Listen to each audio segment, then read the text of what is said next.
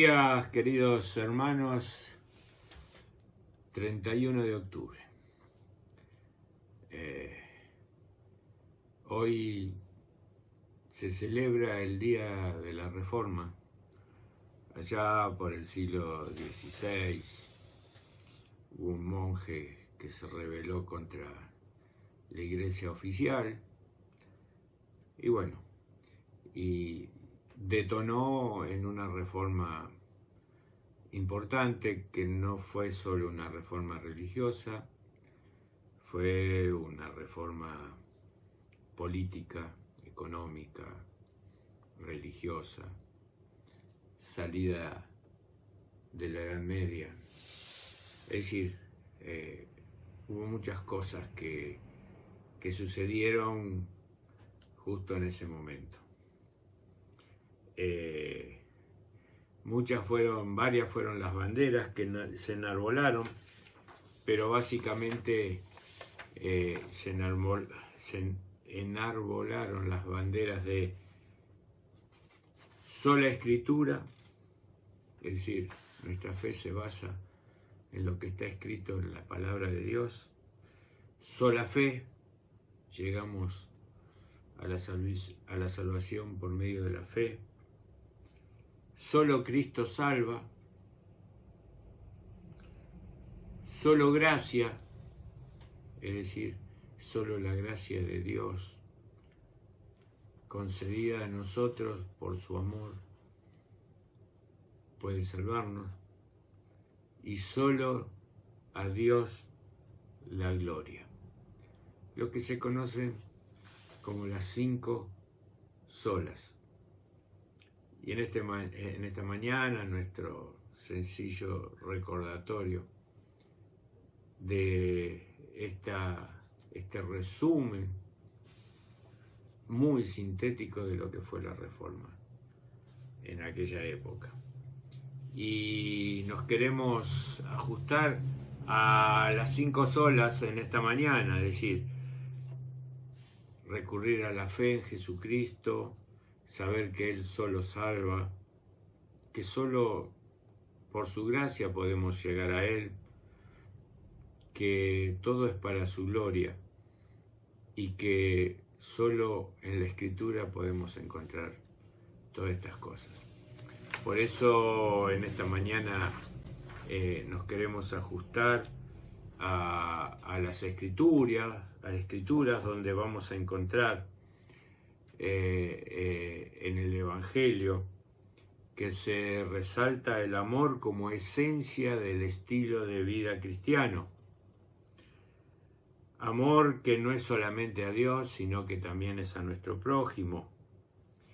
Y por estar basado en el amor, el cristianismo resulta ser un estilo de vida positivo por excelencia, optimista del sí al ser humano, al mundo y a la vida.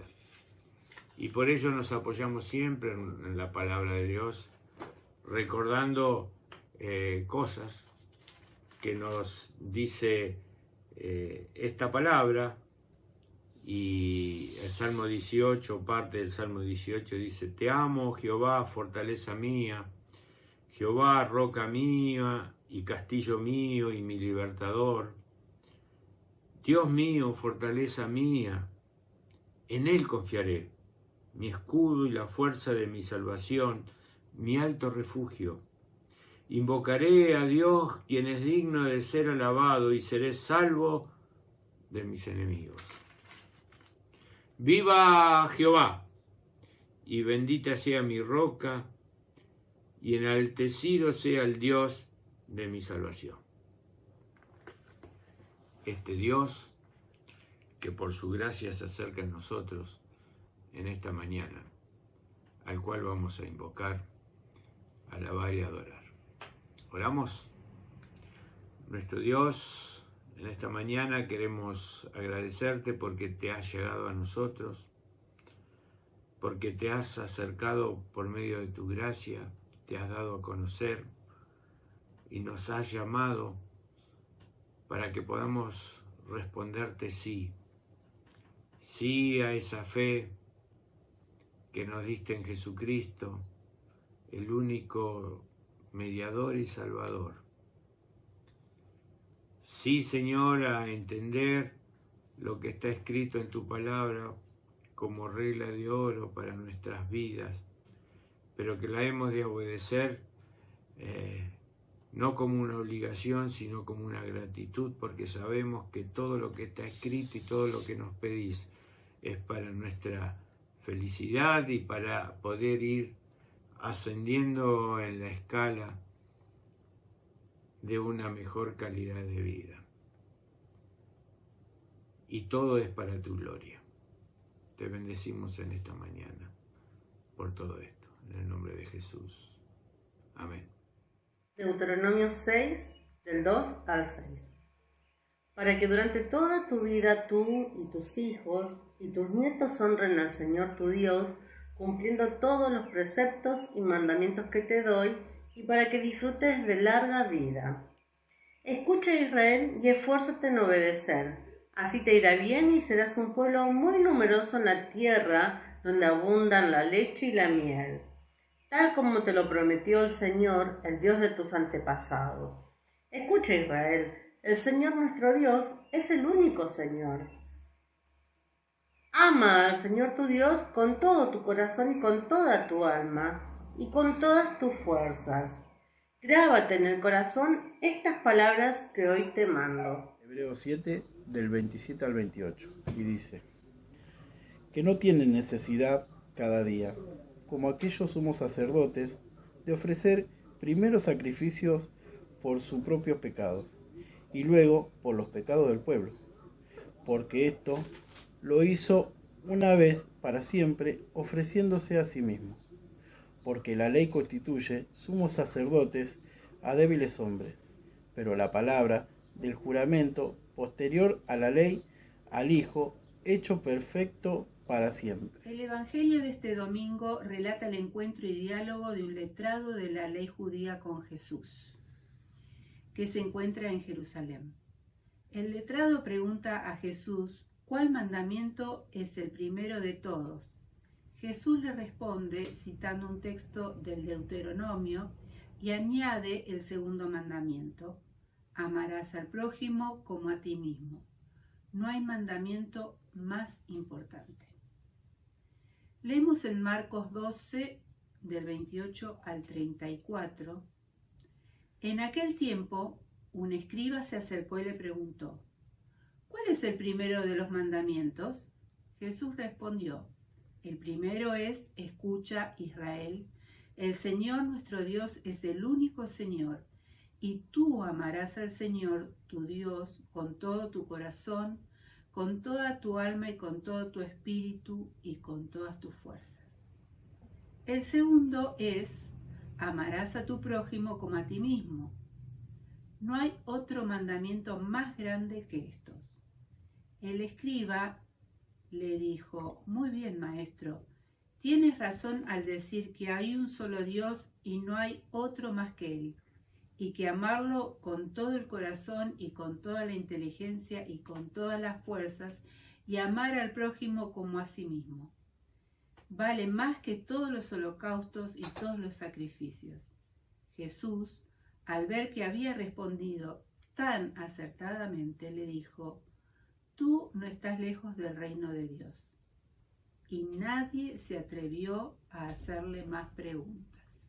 Qué pasaje interesante y cuánto nos llevaría a desmembrarlo el 100%, cosa que no lo lograríamos, pero hoy vamos a ver qué jugo le podemos sacar.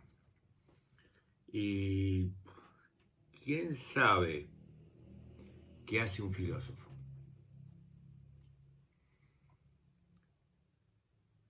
Se cree, en general, que son gente sin nada que hacer, que se la pasan pensando, pero sabemos que tarde o temprano también lo que ellos dicen en las aulas, como profesores, o en sus escritos, al final terminan por influir en la vida de la gente, más si alcanzan fama o influencia. Porque se quiera o no, es la filosofía lo que inspira a la ética, la política, la economía, posturas periodísticas, a educadores y a las revoluciones. Así es como el pensamiento filosófico influye en la vida de las personas. Por medio de todo esto, aún de los que jamás han oído hablar de filosofía. Uno de los filósofos más influyentes en nuestra era es un tal Emmanuel Kant. Alguno seguramente lo habrá escuchado, un alemán puritano, protestante, nacido en el año 1724, era fanático de los horarios, de los reglamentos, de las normas, y lo que él se autoimponía trataba de imponérselo a todos los que lo rodeaban. Por eso no soportaba los nuevos conceptos que en esa época estaban llegando de Inglaterra. Y estos decían así: es bueno lo que me es útil, o lo que me hace feliz, o lo que me da placer. Es malo lo que es nocivo, desagradable e inútil. Para Kant esto era detestable. ¿Cómo va a ser el placer o la utilidad el criterio de mis buenas acciones? ¿No nos pasa a veces, decía, que nos sentimos obligados a hacer algo, a realizar cosas que no nos gustan, que nos son molestas, que a veces son inútiles e igual las tengo que hacer? Visitar a alguien cuando me quiero quedar en casa, levantarme cuando quiero seguir de largo, hacer esta tarea o este estudio cuando preferiría estar mirando una película, estar con mis amigos, practicando un deporte o tomando mate o una birra, por ejemplo. El placer y la felicidad no pueden ser criterios de bien y de mal, dice Kant. El verdadero hombre debe guiarse por principios superiores, por lo que demanda la razón, por el sentido del deber. Esto y lo que esto genera como obligación deben ser los fundamentos de la moral, de nuestro comportamiento. Así que obrar buscando la felicidad, según Kant, es una motivación inferior, egoísta, que no debería llamar o llamarse moral o ética. Entonces, el egoísmo de buscar felicidad y el amor a sí mismo, a esto Kant le oponía o lo enfrentaba al altruismo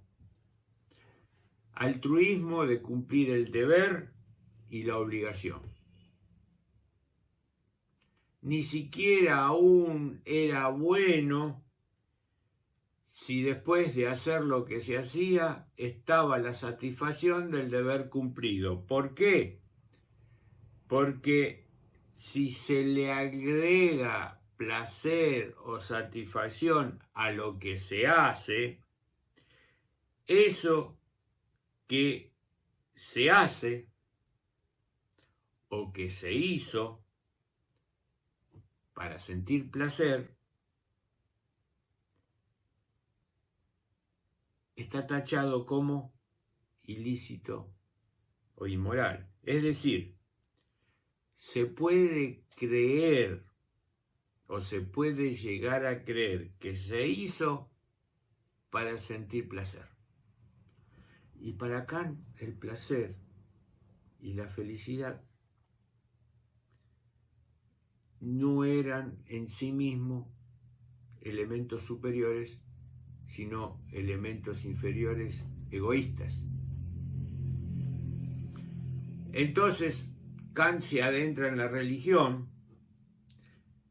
y, hablando de Dios, afirmaba que de ninguna manera Dios podría haber creado al hombre teniendo como fin a sí mismo, o como dice la Biblia, para su gloria o para que lo ame sobre todas las cosas. Kant decía que era al revés. Dios, al crear, solo habría tenido en vista el bien de la criatura, de lo creado, en puro altruismo. Es decir, el hombre sería el fin de la creación y no Dios.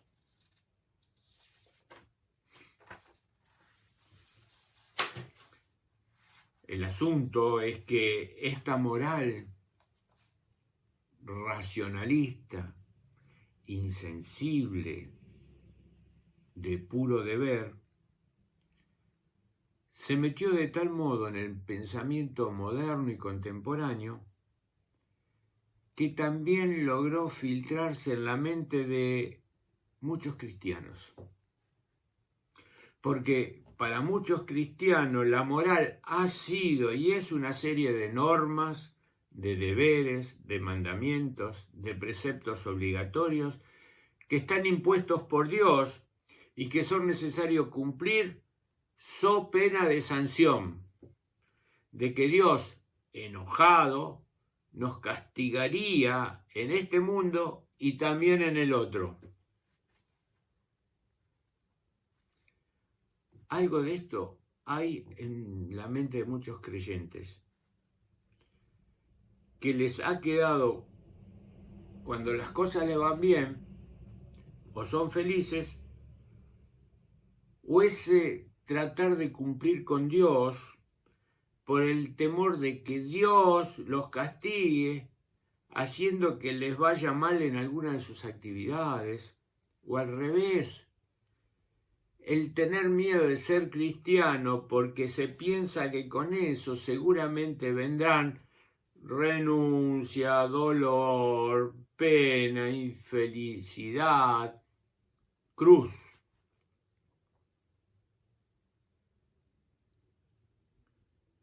La cuestión es que este filósofo trajo confusión. Por de pronto, el hecho de que Dios nos haya creado teniendo como fin a Él para su gloria, no quiere decir que Él nos necesite ni que nosotros podemos añadir algo a su perfección o a su felicidad.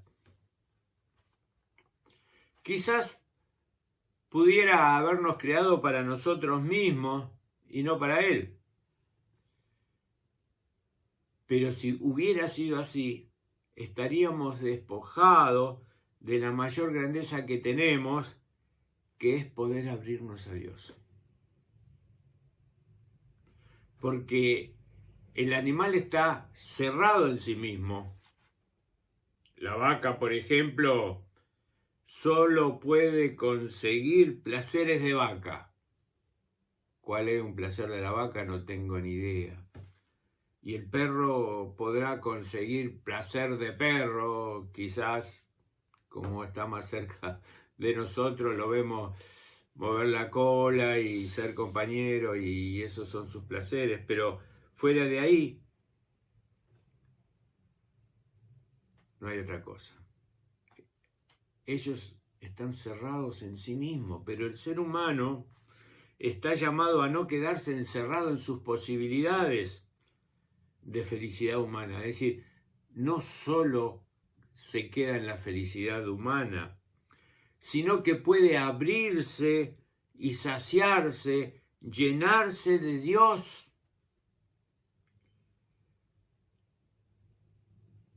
El que el fin del hombre sea encontrarse con la gloria de Dios, la felicidad divina, eso hace el gran amor y el gran honor que Dios nos concede,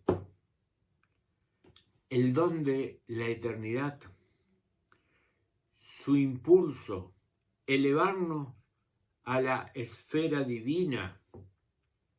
En ese sentido, el primer mandamiento que Jesús dice nos revela que nuestra gran dignidad y que nuestra gran y máxima posibilidad es encontrarnos con Dios. Amarás al Señor tu Dios. No es algo que Dios te imponga de afuera, como puede pedirte un candidato, un político. Votá o votarás a tal persona. O un dictador te dirá, al sultán obedecerás. O al marajá servirás. Dios no necesita ni tu voto, ni tu obediencia, ni tu servicio. Él te abre su palacio y te ofrece lo que en él hay, todos sus bienes. Amarlo, tenerlo como tu fin, es poder aspirar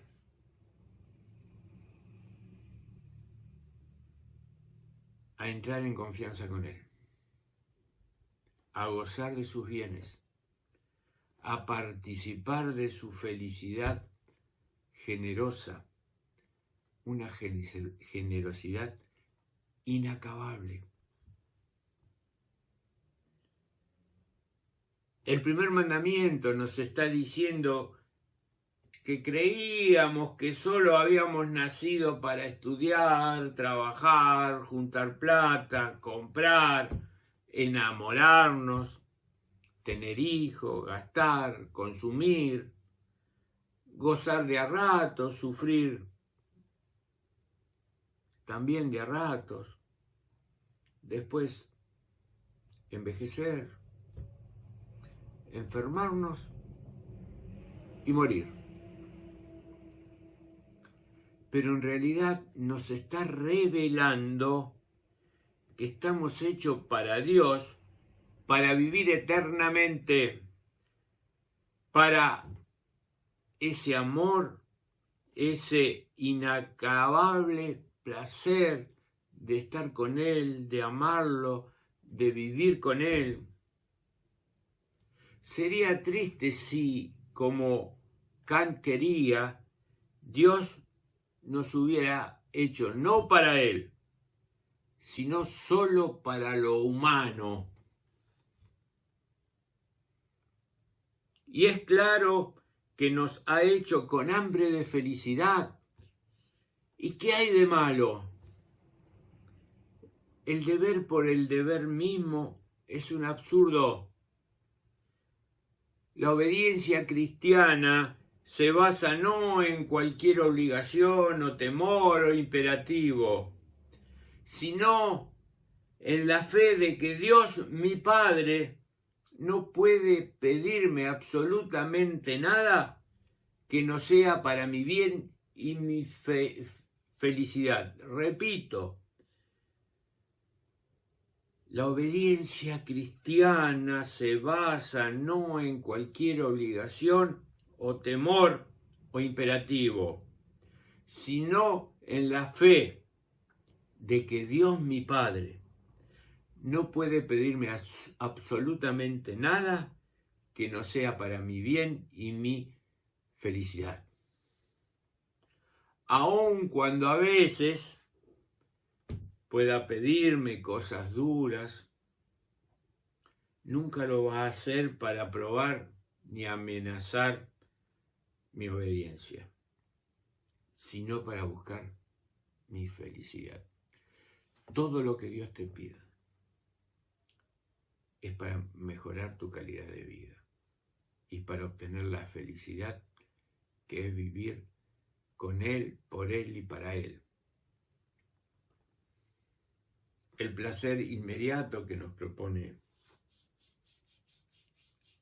nuestra sociedad puede conspirar contra lo que Dios puede querer de mí,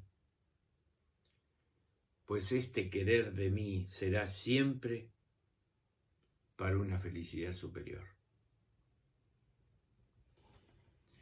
Ni el deber por el deber, ni el dolor por el dolor, ni la cruz por la cruz pertenecen a la predicación cristiana.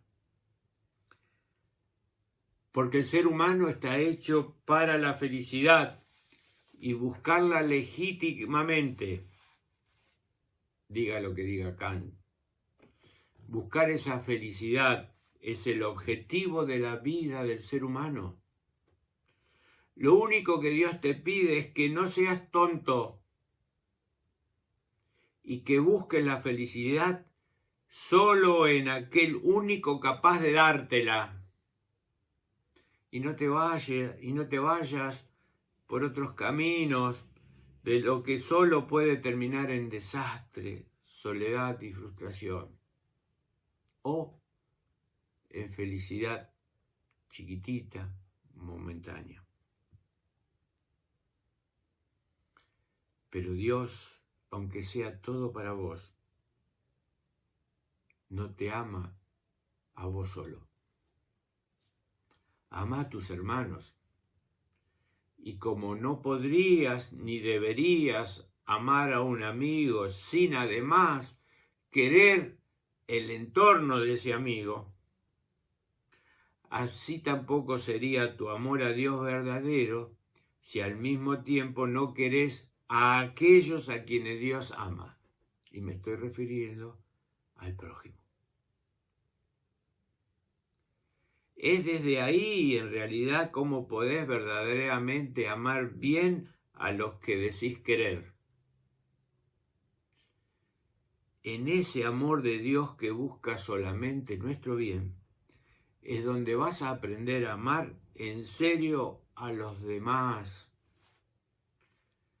En este mundo, en esta sociedad de amores egoístas, de deseos bajos, instintos animales, que apenas están barnizados por poco de humano. En este ambiente donde la consigna es, sálvese quien puede, salvate vos, querete, busca tu propia felicidad, que lo demás no te importe.